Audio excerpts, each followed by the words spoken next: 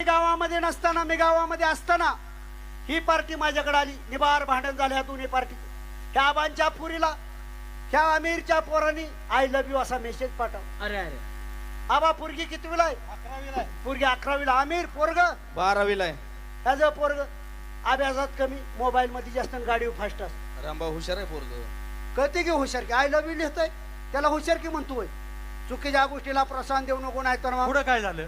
पुढे पुढे आबाच्या पुरीला आय लव्ह यू मेसेज पाठवल्यावर ही पार्टी माझ्याकडे आली. म्हणली रामभाऊ पुरीनं शिकाव का नाही, काय न्याय राहिला का नाही गावात?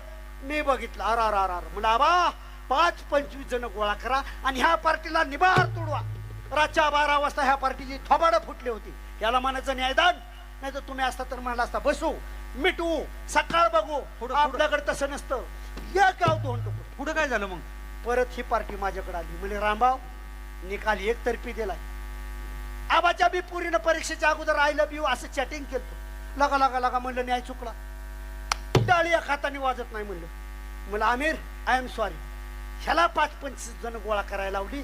ही बी पार्टी आबाच्या पाठच घरी गेली. आबाची बी तोंड फुटली. त्याला म्हणायचं न्यायदान आपल्याला खपत नाही म्हणून मी सगळी पदं भूषवतो, गल्लीपासून दिल्लीपर्यंत.